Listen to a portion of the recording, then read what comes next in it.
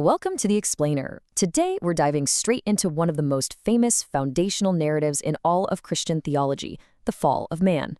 We're drawing directly from a deep dive article by Got Questions to explore exactly how this ancient text attempts to explain the human condition.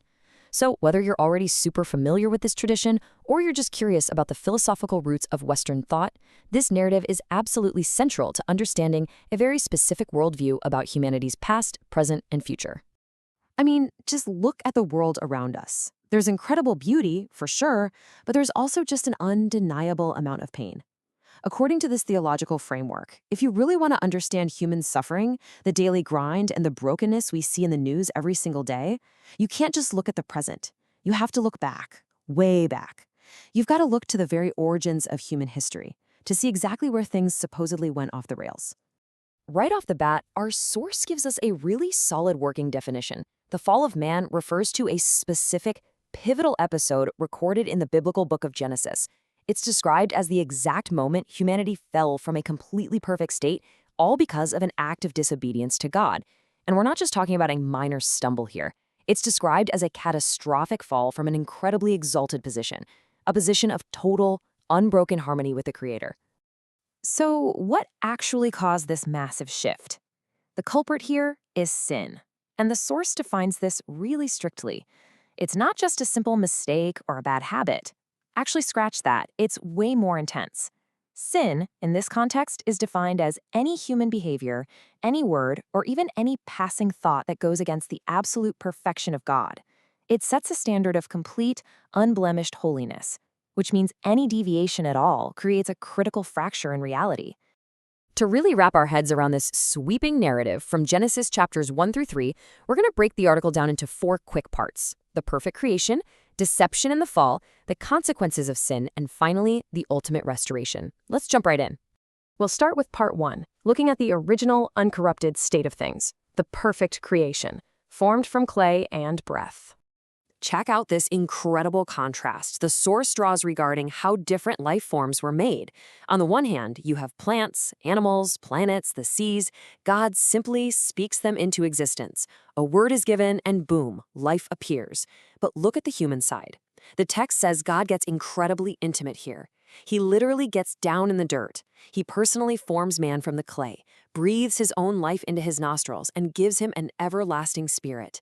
Humanity is uniquely made in God's own image, designed with this profound capacity to reason and enjoy a relationship with God forever. Now, because God didn't want the first man, Adam, to be alone, he fashions Eve from Adam's rib. He places them both in this flawless, perfectly designed environment, the Garden of Eden. And here is exactly where the tension starts building. Imagine having absolute freedom to enjoy everything in a perfect paradise. No stress, no pain, total harmony. But there is one single life or death boundary. Do not eat from the tree of the knowledge of good and evil, or you will die. Just one single rule in an otherwise limitless paradise.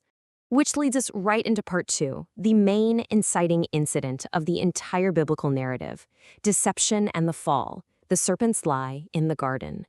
The biblical account maps this out as a highly calculated sequence of events. It's basically a masterclass in psychological manipulation.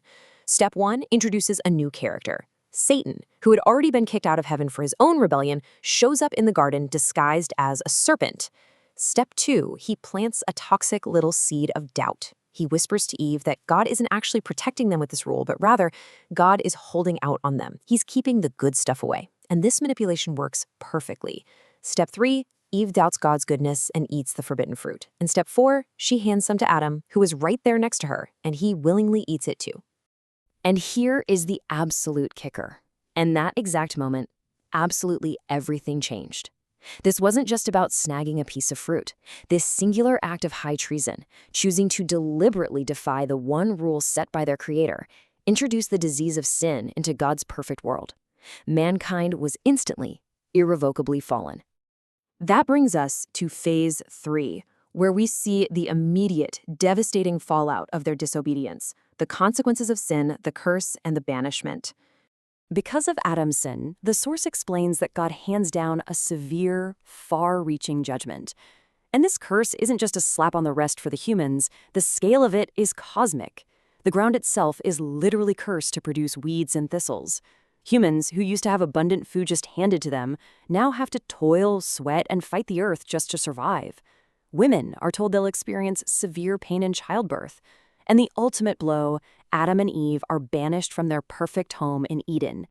It's a deeply tragic shift, really. Just think about the before and after. Before the fall, humanity enjoyed unbroken fellowship. They walked and talked side by side with God in total perfection, zero distance between them. But after the fall, that intimacy is totally shattered. They're banned from Eden, doomed to live out their days in a fundamentally broken state, inside a broken world, completely separated from that ongoing communion with a holy God.